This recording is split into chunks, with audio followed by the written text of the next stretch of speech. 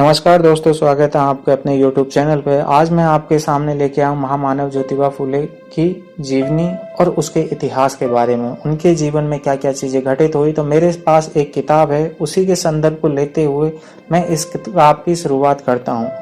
तो इसके एक पृष्ठ से शुरुआत करता हूँ जिसका शीर्षक है 2 शब्द। तो चलिए दोस्तों शुरुआत करते हैं। नागपुर महानगर पालिका की नवनिर्मित सब्जी मंडी, विशाल द्वार जिसके दोनों ओर 2 भव्य मूर्तियां, एक और एक किसान स्त्री की मूर्ति, सिर पर टोकरा, टोकरे की तरह तरह की सब्जियां। स्त्री ने एक हाथ से टोकरा संभाला हुआ और दूसरे हाथ से एक नन्हे से बालक की उंगलियां पकड़ी हैं। दूसरी मूर्ति एक भव्य पुरुष की है, सिर पर साफा, तन पर कोटा, घुटनों तक धोती, गोल मुंह, दाढ़ी बढ़ी हुई। इस सब्जी मंडी का नाम दिया गया है महात्मा फुले मंडी। नागपुर में रहते हुए मैं कई बार इस सब्जी मंडी से गुजरा और जितनी बार उसके सामने से गुजरा मेरी दृष्टि इन दोनों मूर्तियों पर पड़ी। मुझे ज्ञात हुआ कि साफे वाली मूर्ति महात्मा फुले की है। मैंने सोचा महर्षि कर्वे और बाबा साहब अम्बेडकर की तरह महात्मा फुले महाराष्ट्र के कोई महान समाज सुधारक होंगे। महात्मा फुले के संपूर्ण जीवन को जानने का अवसर मुझे तब मिला जब मुझे उसकी जीवनी लिखने का सुझाव मिला। मुझे उनके जीवन की कुछ घटनाएं भी बताई गई। उन्हें जानकर मुझे लगा कि मुझे महात्मा फुले की जीवनी अवश्य पढ़नी चाहिए और हो सके तो उसे बच्चों के लिए भी लिखना चाहिए। इसके बाद मैंने नई दिल्ली के महाराष्ट्र परिचय केंद्र से महात्मा फुले के संबंध में प्राप्त समस्त पुस्तकें पढ़ी। मुझे स्वयं महात्मा फुले के द्वारा लिखित कुछ पुस्तकें पढ़ने को मिली। इसके बाद मैं पुणे गया, वहां भी मुझे महात्मा फुले के संबंध में कुछ साहित्य मिला। इनमें एक महत्वपूर्ण पुस्तक थी श्री धनंजय कीर की महात्मा फुले की जीवनी। महात्मा फुले की विभिन्न जीवनियों में कुछ अंतर भी नहीं। मैंने इस जीवनी के लिखने के लिए भी श्री कीर की पुस्तक को ही आधार बनाया। मैं पुणे में महात्मा फुले द्वारा स्थापित स्कूल देखने भी गया। आज इसकी हालत ठीक नहीं। मैं उसके निवास स्थान पर भी गया। उनका निवास स्थान आज राष्ट्रीय संपत्ति घोषित कर दिया गया है और उसका रखरखाव आर्कियोलॉजी सर्वे ऑफ इंडिया द्वारा किया जा रहा है। हिंदी में बच्चों के लिए महात्मा फुले की जीवनी अब तक अनुपलब्ध है और NCERT उनकी जीवनी प्रकाशित कर बहुत बड़ा कार्य कर रही है। इसके लिए वह धन्यवाद की पात्र है। व्यक्तिगत रूप से मैं प्रोफेसर अनिल विद्यालंकार और अपने मित्र डॉक्टर पछोतिया का इसलिए आभारी हूँ कि मुझे वे यह जीवनी लिखने का कार्य न सौंपते तो शायद मैं इस देश के एक महान समाज सुधारक के व्यक्तित्व और कृतित्व से अपरिचित ही रहता। दुर्गा प्रसाद शुक्ल। दोस्तों, विषय क्रम में यहाँ पर 21 विषय हैं जो मैं इस किताब में आगे बताऊंगा क्रम वाइज। तो अब बात करते हैं पहले अंक से। एक और वाशिंगटन, मई 1988। बंबई के मांडवी इलाके का कोलीवाड़ा सभा भवन रंग बिरंगी तोरणों से सुसज्जित, लोगों की भारी भीड़ जिसमें अमीर भी हैं और गरीब भी, शिक्षित भी अशिक्षित भी। अधिकांश लोग बस फटे हुए हैं, सिर पर बंधा हुआ साफा भी फटा हुआ है। कुछ लोग टोपियां पहने, पुरानी तेल से भीगी, पर सबके चेहरे पर उत्साह है। वातावरण चारों ओर उल्लास है। आज ये सब लोग एक महापुरुष का अभिनंदन करने एकत्रित हुए हैं। अभिनंदन से अधिक भी उस महापुरुष के प्रति अपनी कृतज्ञता, अपना स्नेह व्यक्त करने के लिए स्वेच्छा से जुटे हैं। इस महापुरुष ने उनके हृदय में ज्ञान की ज्योति जलाई, अशिक्षा और अज्ञान से अंधकार को दूर किया। उन्होंने स्वाभिमान और सम्मान के साथ जीना सिखाया है। इस महापुरुष को अंग्रेज भी सम्मान की दृष्टि से देखते थे। बड़ौदा के महाराज श्री सयाजी राव गायकवाड़ ने तो इस महापुरुष को बुकर टी वाशिंगटन की उपाधि से सम्मानित करने का सुझाव दिया था। बुकर टी वाशिंगटन अमेरिका के महान नेता। वाशिंगटन ने अमेरिका में दासता के विरुद्ध लड़ाई लड़ी थी। उनके प्रयत्न से अमेरिका में मानव के बीच समानता की भावना का उदय हुआ। उन्होंने सारे अमेरिका को एक किया। वे अमेरिका के राष्ट्रपति भी निर्वाचित हुए। अब उन्हीं के नाम की उपाधि से एक भारतीय को सम्मानित किया जाना था। क्यों? क्योंकि इस व्यक्ति ने भी छुआछूत और ऊंच नीच के विरुद्ध संघर्ष छेड़ा था। जिन लोगों को सदियों से शिक्षा से वंचित रखा गया, उन्हें विद्या प्राप्त करने का अधिकार दिलाया था। इसके लिए उन्हें नाना प्रकार के कष्ट झेलने पड़े, विरोध और विपत्तियां सहनी पड़ी, पर वे अपने लक्ष्य से नहीं डिगे। इस लड़ाई में पहले वे अकेले ही थे। सम्मानित किया जा रहा है, उन्हें महात्मा की उपाधि से विभूषित किया जा रहा था। कौन थे महापुरुष जिन्हें लोग उत्साह उल्लास से महात्मा की उपाधि देने जा रहे थे? ये थे ज्योतिबा फुले। ज्योति अर्थात प्रकाश, सचमुच ज्योतिबा प्रकाश पुंज थे। एक महान सामाजिक क्रांति के ज्योति स्तंभ थे। यहाँ प्रस्तुति है उनके जीवन की। गोरे से फूले। आज से 150 वर्ष से भी अधिक पूर्व का भारत, तब देश पराधीन था। समाज तरह तरह की कुप्रथाओं कुरीतियों का शिकार था। जाति पाति का भेदभाव, छुआछूत का विचार, विद्या, धन और ज्ञान प्राप्ति का अधिकार केवल कुछ वर्गों तक सीमित था। स्त्रियों को पढ़ाने लिखाने की जरूरत ही नहीं समझी जाती थी। इसी तरह निम्न जाति के समझे जाने वाले लोग भी शिक्षा नहीं प्राप्त कर सकते थे। समाज का एक बहुत बड़ा वर्ग शिक्षा और ज्ञान से वंचित था। ऐसे ही समय में सन 1827 में ज्योतिबा फूले का जन्म हुआ। उनके पिता का नाम गोविंदराव, माता का नाम था चिमणाबाई। गोविंदराव फूले की खेती करते थे, इसलिए उनका कुल नाम फूले पड़ गया था। पहले उनके वंशज गोरे कहलाते थे। वे सतारा जिले के कड़गुड़ नामक ग्राम के निवासी थे। कड़गुड़ सतारा से पूर्व में 25 मील दूर है। इसी गांव में गोरे परिवार पीढ़ियों से निवास करता था। गोरे थे वेतनभोगी ग्राम सेवक जैसे। वे चौगले कहलाते थे। उनका काम था सरकारी कागजात लाना ले जाना, मालगुजारी की उगाई के समय ग्राम के अधिकारी की सहायता करना, फसल की जांच के समय उपस्थित रहना। गांव में पाटिल थे गायकवाड़। चौगुल और पाटिल की ग्राम में बड़ी प्रतिष्ठा थी। गोरे जाति से माली थे। उन दिनों माली निम्न जाति के माने जाते थे। उनकी गणना शूद्रों में होती थी, लेकिन गोरे परिवार को अपने पैतृक व्यवसाय पर गर्व था। वे स्वाभिमानी थे। इसी गांव में कुलकर्णी नाम का एक ब्राह्मण परिवार था। एक दिन किसी बात पर गोले और कुलकर्णी में विवाद हो गया। अंत में गोरे को कड़गुड़ छोड़ना पड़ा। वे खानवाड़ी नामक गांव में बस गए।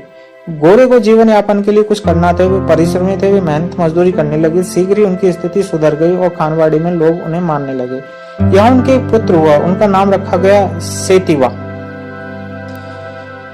यही सेतिवा ज्योतिबा फूले के दादा थे। पिता की मृत्यु के बाद सेतिवा फूले चले गए। वहां उनकी भेंट एक फूल वाले से हो गई। उसने उन्हें अपने यहाँ काम दे दिया। अब सेतिवा ने विवाह कर लिया। उनके 3 पुत्र हुए, रानोजी, कृष्ण और गोविंद। सेतिवा का परिवार बढ़ता देखकर फूले वाले ने उन्हें फूलों के हार और गजरे बनाने का काम दे दिया। धीरे धीरे पूरे परिवार ने इस धंधे को अपना लिया। अब वे गोरे से फूले हो गए। फूले के व्यवसाय में फूले परिवार ने बड़ी उन्नति की। वे परिश्रमी थे। शीघ्र ही उनके काम की चर्चा पेशवा तक पहुंची। पेशवा उनके कार्यों से प्रसन्न भी हुए और प्रभावित भी। उन्होंने सेतिवा की 35 एकड़ भूमि पुरस्कार स्वरूप दे दी। फूले परिवार की प्रतिष्ठा और बढ़ गई। एक दिन सेतिवा का निधन हो गया। रानोजी उनका बड़ा पुत्र था।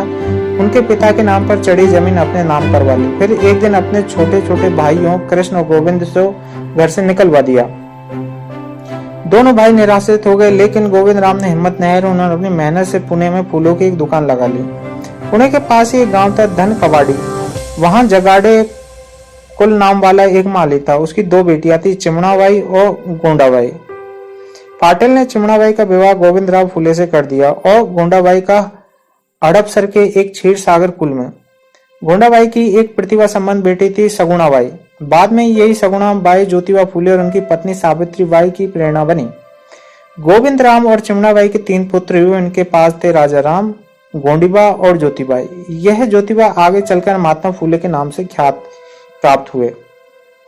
तीसरा अंक है कष्टों से भरा बचपन। ज्योतिबा को माँ का प्यार नहीं मिला। उनकी माँ चिमणाबाई किसी रोग के कारण चल बसी। ज्योतिबा केवल 9 माह के थे। उनके पिता गोविंद राम पर दुख का पहाड़ टूट पड़ा। एक और दुकान का काम, दूसरी नन्हे ज्योतिबा का लालन पालन की समस्या। गोविंद राम चिंतित हो उठे, क्या करें, किसी की सहायता लें। तभी सगुणाबाई क्षीर सागर ने उनकी समस्या दूर करने का बीड़ा उठाया। और सगुणाबाई ज्योतिबा की मौसेरी बहन थी।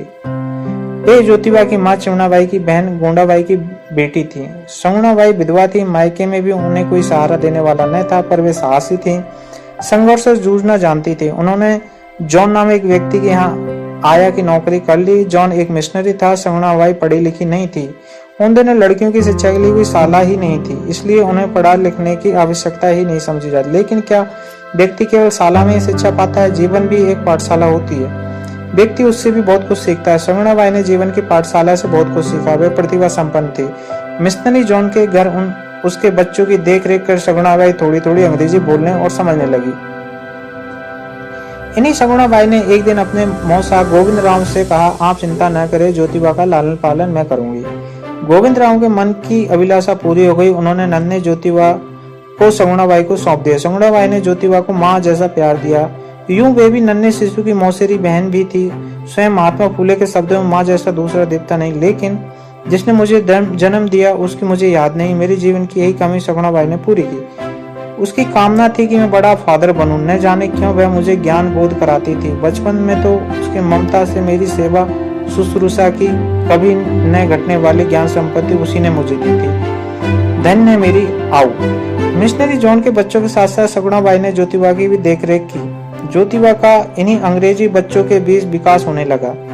गोविंद राम का एक सपना था, ज्योतिबा खूब पढ़े लिखे समाज में अपना स्थान बनाए, अतः उन्होंने एक ब्राह्मण श्री विनायक राव जोशी की ज्योतिबा की शिक्षा का भार सौंपा। विनायक राव जोशी ने ज्योतिबा को पढ़ाना शुरू किया। पहले उन्होंने उन्हें मराठी में अक्षर ज्ञान कराया, फिर अन्य पुस्तकें पढ़ाई। ज्योतिबा मेधावी थे, मराठी के ज्ञान के साथ साथ उन्हें गणित भी सीखी। गुरु जोशी चाहते थे कि ज्योतिबा को आगे पढ़ाई के लिए चर्च ऑफ स्कॉटलैंड मिशन के स्कूल में भर्ती करा दे। यहाँ सन 1833 की बात है, लेकिन ज्योतिबा स्कूल में अधिक समय नहीं पढ़ पाई। गोविंद राम के अनेक परिचितों को ज्योतिबा का अंग्रेजी स्कूल में पढ़ना पसंद नहीं था। उन्होंने गोविंद राम से कहा, अंग्रेजी पढ़कर ज्योतिबा बिगड़ जाएगा। फिर उन्होंने अपना पैतृक व्यवसाय भी छोड़ दिया। फिर उसने अपना पैतृक व्यवसाय ही करना पड़ा, मालगिरी का फूल उगाने और बेचने का। ज्यादा पढ़ाई लिखाई व्यर्थ सिद्ध होगी। गोविंद राव उलझन में पड़ गए। वे स्वयं तो चाहते थे कि बेटा पढ़े लिखे, पर संबंधी मित्र परिचय ज्योतिबा के विद्या अध्ययन के विरोधी थे। यही नहीं, उन्होंने गोविंद राम को एक धमकी भी दी थी, यदि वे ज्योतिबा को पढ़ाएंगे तो उन्हें जाति बिरादरी से निकाल दिया जाएगा। इस धमकी के आगे गोविंद राम विवश थे। एक दिन उन्होंने 9 वर्षीय ज्योतिबा को स्कूल से निकलवा दिया। अब ज्योतिबा का काम खेती में पिता का हाथ बटाना था। वे उत्साह से इसी काम में जुड़ गए, लेकिन उनका मन दुखी था, खिन्न था। चौथा अंक एक सपना ज्ञान प्राप्ति करने का। ज्योतिबा को स्कूल से हटा लेने पर सगुणाबाई भी दुखी थी। उन्होंने उन्हें पुत्र की भांति पाला पोसा था। उनका एक सपना था ज्योतिबा पढ़े लिखे, ईसाई फादर की भांति समाज में आदर और सम्मान प्राप्त करे, पर वे कर भी क्या सकती थी। वर्ष बीतते चले गए। सगुणाबाई ने अपना सपना सजो कर ही रखा था। वे उसे पूरा करने का प्रयत्न भी करने लगी। वे लिजिट साहब नाम के एक ईसाई सज्जन से मिली। वे गोविंद राम के एक परिचित मुंशी सफार बेग के मित्र भी थे। सगुणाबाई ने लिजिट साहब से प्रार्थना की कि वे मुंशी जी के साथ जाकर गोविंद राम को समझाएं, कहें कि वे ज्योतिबा को विद्या अध्ययन से वंचित न रखें। लिजिट साहब भी गोविंद राम को जानते थे। गफार बेग मुंशी की बात तो गोविंद राम कभी नहीं टालते थे। लिजिट साहब और गफार बेग मुंशी स्वयं ज्योतिबा से प्रभावित थे। उन्होंने देखा था यह किशोर दिन भर खेतों में काम करता है, रात को लैंप के प्रकाश में पढ़ता है। उन्होंने गोविंद राम को समझाने का निश्चय कर लिया। एक दिन की बात है, गोविंद राम अपने घर के सामने बाग में खुरपी लिए काम कर रहे थे। ज्योतिबा उनकी पीठ के पीछे खड़े थे। उन्होंने अपने पिता से अनुरोध किया, दादा मैं अंग्रेजी पाठशाला में जाना चाहता हूँ। यह पाठ तुझे किसने पढ़ाया ज्योतिबा? गोविंद राम ने पूछा। किसी और ने नहीं, गफार बेग मुंशी ने ही मुझे कहा कि तू अंग्रेजी स्कूल में जा। देखो मुंशी जी वहां खड़े हैं, उनसे पूछ लो, ज्योतिबा ने उत्तर दिया।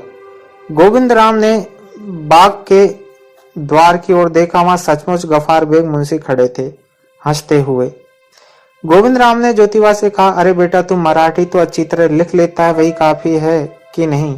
दादा मेरी कक्षा के सारे ब्राह्मण छात्र अंग्रेजी स्कूल में भर्ती हो गए हैं। सदाशिव गोमुंडे, सखाराम, परांजबे पे मोरो, वाल्वेकर। ज्योतिबा वे ब्राह्मण के बेटे हैं, उनका काम ही विद्या अर्जित करना है। गोविंद राम ने समझाने की कोशिश की, दादा विद्या तो सभी को सीखनी चाहिए, मुझे अंग्रेजी स्कूल जाने दो ना। ज्योतिबा ने फिर अनुरोध भरे स्वर में कहा, पर बेटा तू अंग्रेजी पढ़कर क्या करेगा? क्या बाबू बनेगा, खुरपी छोड़कर कलम पकड़ेगा? गोविंद राम ने एक साथ कई प्रश्न कर डाले। दादा नौकरी करने के लिए मैं अंग्रेजी नहीं सीखना चाहता। फिर गोविंद राम ने पूछा, अंग्रेजी पढ़कर मैं समझदार बनना चाहता हूँ। ज्योतिबा ने उत्तर दिया, वाह बेटा, क्या जो अंग्रेजी नहीं जानते वे समझदार नहीं होते? देखो तुम्हारे दादा तो मराठी लिखना पढ़ना भी नहीं जानते थे, फिर भी उन्होंने पेशवा के दरबार में कितना नाम कमाया। गोविंद राम ने बेटे को समझाने की कोशिश की, पर दादा तब वहां अंग्रेजों का राज्य नहीं था। कहते हुए ज्योतिबा घर के भीतर चले गए। गफार बेग मुंशी पिता पुत्र का वार्तालाप सुन रहे थे। वे हंसते हुए गोविंद राम के पास आए और बोले, गोविंद राम बच्चे का मन मत तोड़ो, वह होनहार है, उसे आगे पढ़ाओ। इस तरह गफार बेग मुंशी ने गोविंद राम को बहुत समझाया, अंततः वे मान गए। 1 जनवरी 1843 ज्योतिबा मिशन स्कूल में फिर से जाने लगे। वर्षों बाद फिर से उन्हें पढ़ाई शुरू की। वे कुशाग्र बुद्धि थे, उन्होंने शीघ्र पिछली पढ़ाई भी पूरी कर ली। अंक 5वां, अध्ययन भी व्यायाम भी। ज्योतिबा की एक नियमित दिनचर्या थी। वे बहुत तड़के उठते, स्नान करने के बाद व्यायाम में जुट जाते, 100-150 दंड और बैठक लगाते थे। इसके बाद विद्याध्ययन में लग जाते।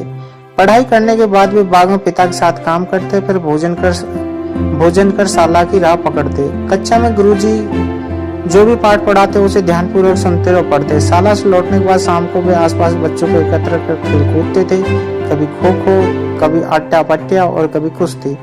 ज्योतिबा जानते थे कि स्वस्थ शरीर में ही स्वस्थ मस्तिष्क होता है। ज्योतिबा के अनेक मित्र थे, उनमें सदाशिव गोवंडे नाम का एक छात्र से उनकी गहरी मित्रता थी। सदाशिव एक निर्धन ब्राह्मण का पुत्र था। ज्योतिबा की भांति वह भी मेधावी था। दोनों के बीच मित्रता का एक और कारण था, वह थी विचारों की समानता। ज्योतिबा और सदाशिव दोनों के मन में देश के प्रति प्रेम था। वे दोनों दलितों और शोषितों की दयनीय दशा से दुखी थे। दोनों चाहते थे कि उनकी जागृति लाई जाए। दोनों पर एक पुस्तक से अत्यधिक प्रभाव डाला था। यह पुस्तक एक महान विचारक थॉमस पेन की थी। इस पुस्तक का नाम था मनुष्य के अधिकार। पुणे में उन दिनों मांग जाति के एक देशभक्त रहा करते थे।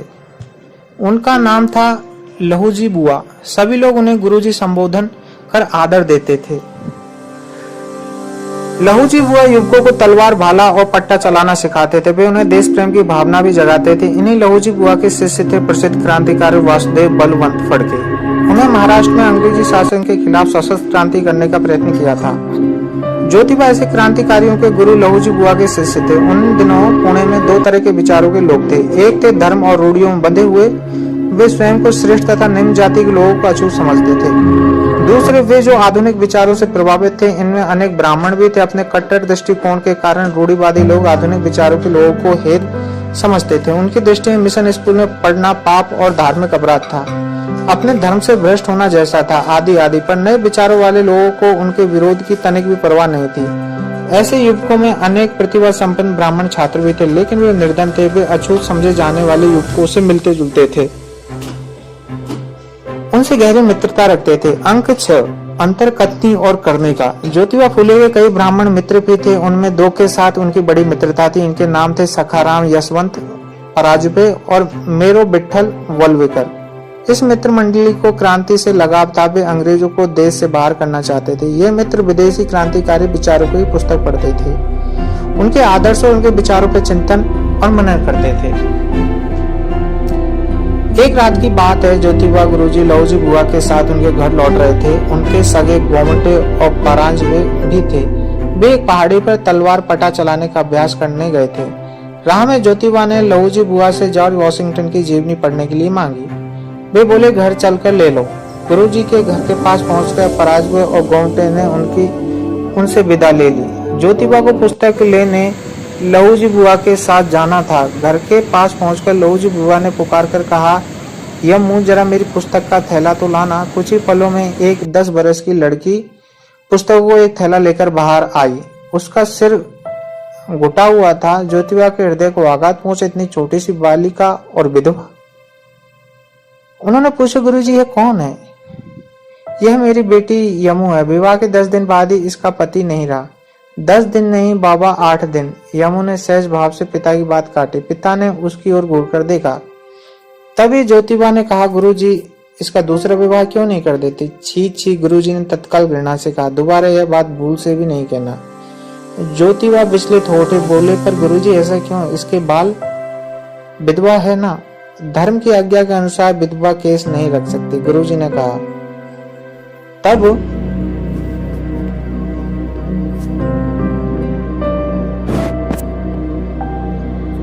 तब क्या हम इस धर्म को बदल नहीं सकते? ज्योतिबा ने गंभीरता से पूछा। छी छी, कहीं धर्म भी बदला जाता है? गुरुजी ने उत्तर दिया। गुरुजी, जब हम अपना राज्य स्थापित कर लेंगे तब भी धर्म नहीं बदला जाएगा? ज्योतिबा ने पुनः पूछा। तब भी नहीं, धर्म कभी नहीं बदला जाएगा, उसे हम नहीं बदल सकते। गुरुजी ने दो टूक उत्तर दिया। फिर जैसे उन्हें याद आया, अरे तुम्हें तो जॉर्ज वॉशिंगटन की जीवनी चाहिए थी ना, अभी देता हूँ। नहीं गुरुजी, रहने दीजिए, रुधिक कंठ से ज्योतिबा ने कहा, और वे वहां से चल पड़े। ज्योतिबा अपने पिता से कोई बात नहीं छिपाते। वे अपनी समस्याओं की उनसे चर्चा करते, उनके विचार सुनते, उनकी सलाह मानते। घर आकर ज्योतिबा ने पिताजी से चर्चा की। उन्होंने बताया कि अंग्रेजों के खिलाफ सशस्त्र क्रांति करने की कोशिश की जा रही है। उन्होंने भी क्रांतिकारियों की सूची में अपना नाम लिख दिया है। पिता अनुभवी थे, जानते थे कि केवल कुछ लोग अंग्रेजों से नहीं लड़ सकते। अंग्रेजों के पास संगठित सेना थी। पिता ने उन्हें समझाया, कहा कि सबसे पहले अपना अध्ययन पूर्ण करो। ज्योतिबा को यह बात जच गई। उन्होंने पिता की सलाह मान ली। अध्ययन समाप्त करके वे शाला से निकले। इस समय उनकी अवस्था 21 वर्ष की थी। ज्योतिबा ने महापुरुषों के चरित्र का अध्ययन किया। उन्होंने तुकाराम की गाथा, एकनाथ की भागवत, ज्ञानेश्वर की ज्ञानेश्वरी को भी पढ़ा। गीता, उपनिषद, पुराण जैसे धार्मिक ग्रंथों का भी अध्ययन किया। ज्योतिबा ने पश्चिम देशों के विचारकों के ग्रंथ भी पढ़े। मिल, स्पेंसर, थॉमस पेन आदि दार्शनिकों के विचारों को भी उन पर गहरा प्रभाव पड़ा। ज्योतिबा ने एक बात पर अनुभव की लोग कहते कुछ थे और करते कुछ थे। उनकी कथनी और करनी में जमीन आसमान का अंतर था। उन्होंने देखा धर्म के नाम पर, जाति के नाम पर अत्याचार किए जाते हैं। ऊंच नीच का भेद, छुआछूत का विचार समाज में सब जगह व्याप्त है। इससे बहुत सारे लोगों का जीवन दुखी है, कष्टों से भरा है। ज्योतिबा दिन रात इन्हीं बातों पर विचार करते, इन समस्याओं को कैसे हल किया जाए यह सोचते। 7वां अंक, एक अनुभव अपमानजनक। ज्योतिबा के एक मित्र थे सखाराम। वे ब्राह्मण थे। उनके भाई का विवाह था। सखाराम ने ज्योतिबा को विवाह में निमंत्रण दिया। मित्र के भाई का विवाह था, ज्योतिबा भी गए। वर यात्रा का समय था। चारों ओर हर्ष का वातावरण था। अच्छी सुंदर वेशभूषा में बाराती। तभी एक बाराती की दृष्टि ज्योतिबा पड़ी। वह क्रोध से चीख उठा, अरे वर यात्रा में ये कहां से आ गया? निकालो इसे बाहर। अब तो चारों ओर शोर मच गया। ज्योतिबा का शरीर अपमान से जल उठा। लेकिन मित्र के भाई की बाराती आनंद के अवसर पर कोई अप्रिय घटना नहीं घटने देना चाहते थे। वे चुपचाप अपने घर लौट आए। पर रात भर उन्हें अपमान सालता रहा और अपने अपमान से अधिक इस बात का विचार की मनुष्य के बीच यह भेद क्यों, ऊंच नीच छुआछूत का विचार क्यों। घर आकर ज्योतिबा ने पिता को सारी घटना कह सुनाई। पिता के लिए यह कोई नया अनुभव नहीं था। पिता ने कहा, बेटा ये लोग दुष्ट हैं, उनसे लड़ना कठिन है, उनके विरोध का विचार छोड़ दो। लेकिन ज्योतिबा नई पीढ़ी के तो चुपचाप बैठना उन्हें स्वीकार नहीं था। वे सामाजिक बुराइयों के विरुद्ध संघर्ष से मुड़ना नहीं चाहते थे। उन्होंने संकल्प किया कि वे इन बुराइयों का सामना करेंगे, उन्हें दूर करने और मिटाने में जी जान से जुटेंगे। वर यात्रा में हुई घटना से ज्योतिबा के जीवन में क्रांतिकारी परिवर्तन हुआ। ज्योतिबा ने अनुभव किया कि बिना शिक्षा प्रसार के बहुजन समाज में चेतना नहीं की जाएगी। वे अपने अधिकारों के प्रति सचेत नहीं हो पाएंगे। बहुजन समाज अर्थात वे लोग अब तब अछूत और निम्न जाति का माना जाता था। ज्योतिबा कहते, विद्या बिन मति गेली, मति बिना नीति गेली, नीति बिना गति गेली, गति बिना बित गेली, बिता बिना शूद्र पचले। इतने अनर्थ अविद्या ने केले। अर्थात विद्या के बिना मति गई, मति के बिना नीति का विचार गया, नीति के बिना गति गई, गति तो वित्त अर्थात धन भी गया, वित्त के बिना शूद्र और विद्या के कारण एक और जगह वे कहते हैं, विद्या सिद्धांत पावल के सुख ध्यावा माजा लेके ज्योति अर्थात विद्या सीखने पर ही सुख मिलेगा। मेरे इस लेख पर ध्यान रखो, यह ज्योतिबा का कहना है। दोस्तों यहाँ पर कुछ उच्चारण में मेरे से गलती भी हो सकती है, उसके लिए माफी चाहूंगा। शिक्षा के प्रचार प्रसार की ललक।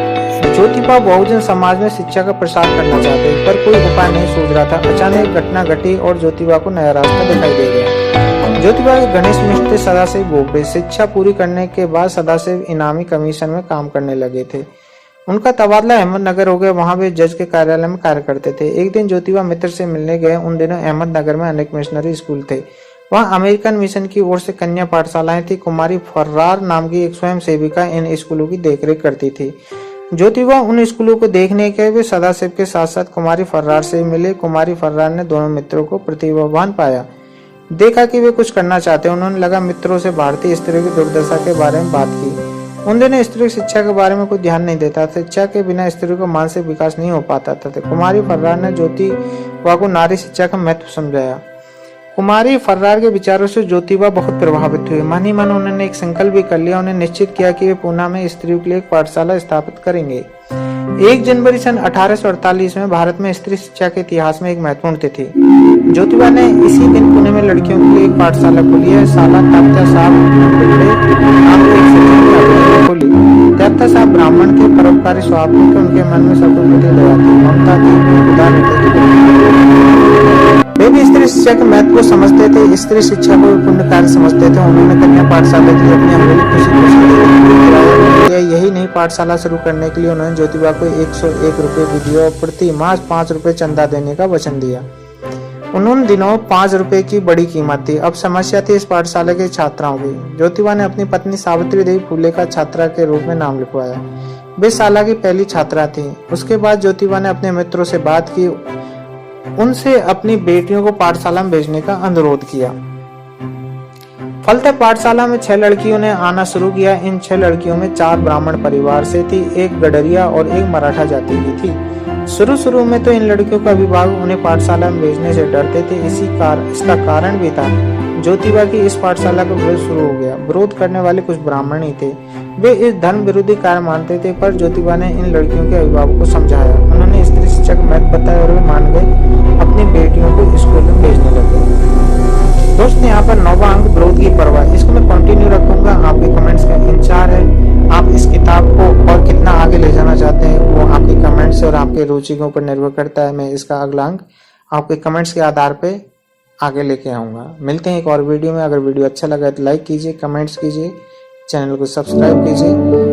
आपकी सपोर्ट की इस चैनल को बहुत जरूरत है। तो मिलते हैं दोस्तों अगले वीडियो तक के लिए। धन्यवाद।